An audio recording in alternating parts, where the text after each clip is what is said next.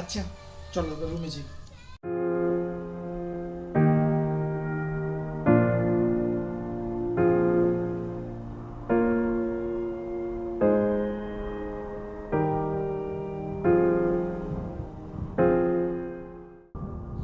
কি এভাবে আর কতদিন চুপ থাকবা তুমি? কথা বলো না কেন? আর কিছুদিন সময় দাও আমাকে। কিছুদিন বলতে বলতে 3টা বছর তুমি এই পর্যন্ত নিয়ে আসছো, আর কতদিন? আমি পারতেছি না, আমার বাসা আমার দ্বারা বিয়ের চাপ দেয়। ইয়া আমি তো ট্রাই করছি, তাই না? কি ট্রাই করো তুমি? একটা জব ম্যানেজ করতে পারো না? এই ভালোবাসো আমাকে? ইয়া আমি তোমাকে অনেক ভালোবাসি। তুমি এই 3 বছরে আমাকে এই চিল্লা যে আমি তোমাকে ভালোবাসি না। তুমি এগুলো কথা বলো না প্লিজ। ভালোবাসা? কি ভালোবাসো তুমি আমাকে? কি ভালোবাসা? আমার বাসা থেকে আমার জন্য বিয়ের জন্য চাপ দেয়, তুমি একটাবার বুঝো না? এই নিয়ে 10টা বিয়ে ভাঙলাম তোমার জন্য। ইয়া আমি তো অনেক ট্রাই করছি, এখন জব হচ্ছে না। আমি কি করবো? আমাকে আর কিছুদিন সময় দাও। তোমার তো অনেক সময় দিয়েছি, তুমি এখন পর্যন্ত একটা জব ম্যানেজ করতে পারলা না। তুমি আমাকে ভালোই বাসো না, যদি ভালোবাসতে তাহলে একটা জব তো পাইতে। 3 দিন তোমাকে সময় দিলাম, এই 3 দিনের মধ্যে যদি তুমি আমাকে বিয়ে না করতে পারো, তোমার থেকে বেটার ছেলেকে সরকারি এলাকায় চাকরি করে সেই ছেলেকে বিয়ে করে তোমার সামনে দিয়ে আসবো, ঘুরবো।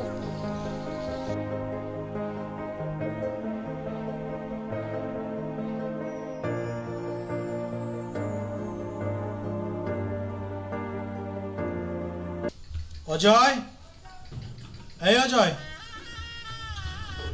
হ্যাঁ ভাইয়া বলো। তোর জন্য একটা সারপ্রাইজ আছে। আমার জন্য কি সারপ্রাইজ ভাইয়া? দেখবি? হ্যাঁ দেখো। আমার জন্য?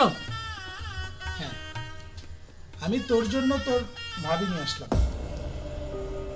আমার ভাইটা বাসায় সারাদিন একা একা থাকে, রান্না বাড়া করে দেওয়ার মতো কেউ নাই। তাই জন্য বিয়ে করে তোকে সারপ্রাইজ দেওয়ার জন্য হুট করে বাসায় নিয়ে আসলাম। কি কেমন হলো? আরে কথা বলছিস না কেন?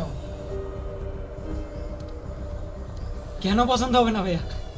আমার জন্য তুমি ভাবি নিয়ে এসেছো, এটা তো আমার জন্য খুশির সংবাদ। আর তুমি তো আমাকে ছোটবেলা থেকে কোনো কিছুর অপূর্ণতা রাখোনি। একটা মাত্রই অভাব ছিল, ভাবিটা। আজকে অবশেষে ভাবিটাও হয়ে গেল। ভাইয়া তোমাদের দুজনকে অনেক সুন্দর মানিয়েছে। মানাতেই হবে, পছন্দ করে বিয়ে করেছি, মানাবে না? অবশ্যই মানাতে হবে। আর শোন, সকালে উঠে আজ থেকে তোকে আর কোনো রান্না বাড়া করতে হবে না। সব কিছু আমার বউ মানে তোর ভাবি করবে। তোর যখন যা লাগবে তুই তো ভাবিকে বলবি, ঠিক আছে? আর তুমিও শোনো, এটা তোমার দেবর মহাশয়, এতদিন বাড়ির সকল কাজকাম সব উনিই করেছেন। এবার থেকে ওকে ছুটি দিতে হবে। ও সকালে শুয়ে থাকবে, তুমি চা নিয়ে গিয়ে ওকে জাগিয়ে তুলবে। আচ্ছা চলো রুমে যাই।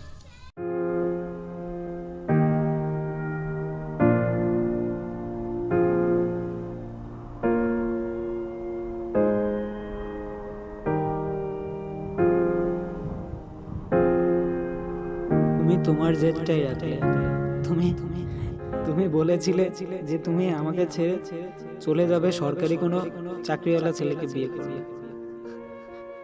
তুমি আমার ভালোবাসাটা বুঝলে না। আজ নিজের চোখের সামনে তোমাকে মূর্তির মতো দেখতে হলো আমার। চোখ ভিজিয়ে তাকিয়েছিলাম তোমার দিকে। জানি কষ্টটা তোমারও হচ্ছে, কিন্তু তার চাইতে দ্বিগুণ কষ্টটা আমার হচ্ছে।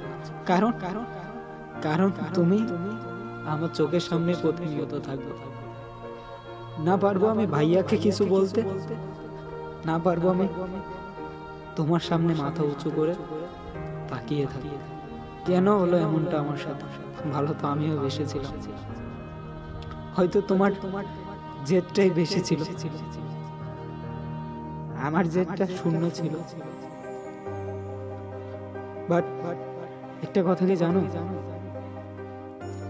তোমার চোখের সামনে আমি এভাবে থাকতে পারবো না।